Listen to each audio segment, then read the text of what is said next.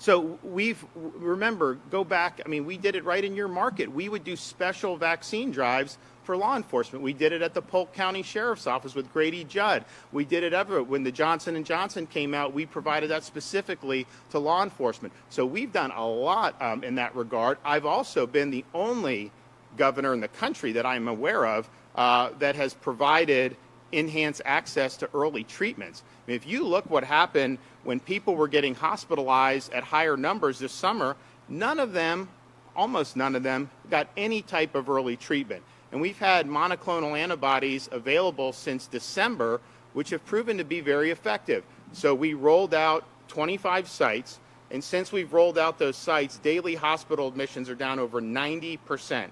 Our hospital census has gone down statewide every day for over 2 months, and we're probably going to be nearing a pandemic low on all of that stuff. So we've provided huge support on the front end through prevention, but also huge support on the back end through treatment. And I think the sad thing is there were people who were getting infected for really a long time and still happening throughout the country, where physicians were telling them to just go home and hope you don't get deathly sick. In Florida, what we said is that can't be the answer, particularly the high-risk folks. If you're infected, get this monoclonal very quickly. And you know what? We had huge success with it. I mean, we kept tens of thousands of people from being admitted to the hospitals and no doubt saved thousands of lives as a result of that. And these are people, by the way, who have been vaccinated. I mean, the idea that somehow you're not going to get infected, I wish that were the case, because that would make it so much easier. Fact is, the protection against infection has waned.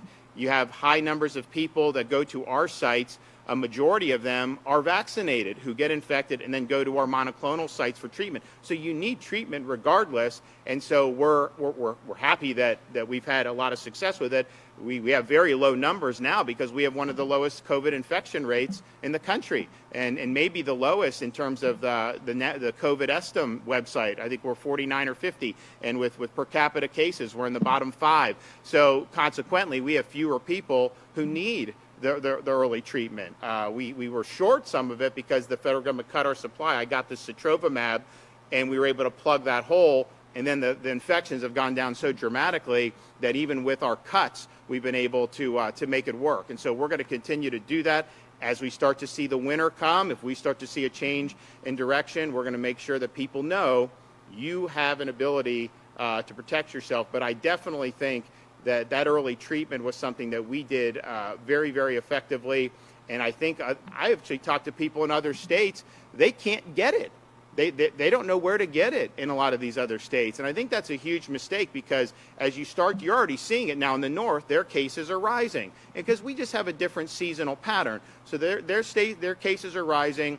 And I think the resistance to the monoclonals, I think is going to be very negative. And so if you embrace the monoclonals, even as more and more people are infected who are vaccinated, which unfortunately looks like it will continue to happen, you have an ability to provide protection in ways that really, really work. And that's the thing. We have people that are immune compromised, people that are very elderly, have other health conditions, got vaccinated, good. And yes, it probably still helps, but sometimes you need treatment as well. I mean, you can get protection, but that may not be enough for given all your health concerns or given your age or something. So that is just, I really, of all the things that we've seen, and we've seen a lot of really ridiculous things. I mean, they said at the beginning, don't leave your house. And then when you started to have massive protests, they said the protests were fine, but normal people couldn't go to like a funeral or something. So we've seen all this conflicting stuff, but not embracing a very effective treatment. I don't understand why we did it. I was criticized roundly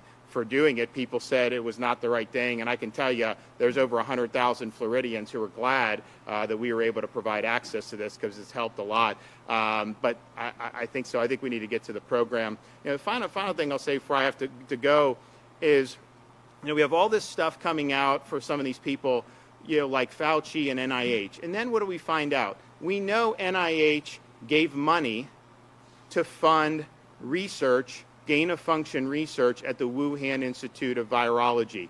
So what they're doing is they're taking U.S. tax dollars in China and they're trying to create super viruses that'll be more dangerous for humans. And they'll say, well, we want to figure out how to combat the viruses. But you're doing this. This is very hazardous. I think it's unethical to do it. They should have been banned from doing it, but I think they went around the ban. And so we've got to shut that down. You can't have mad scientists running around playing God like this, and then come to find out what else is Fauci and NIH doing. They're doing cruel experiments on puppies.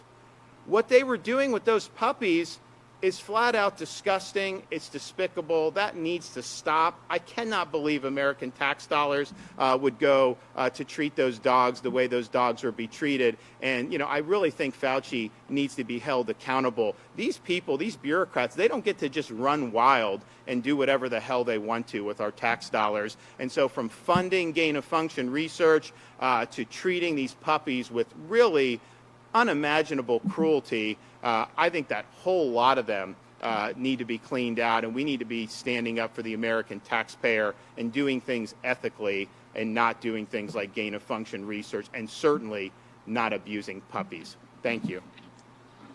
Going which way? This way? Okay. Thanks, guys. Thanks, everybody.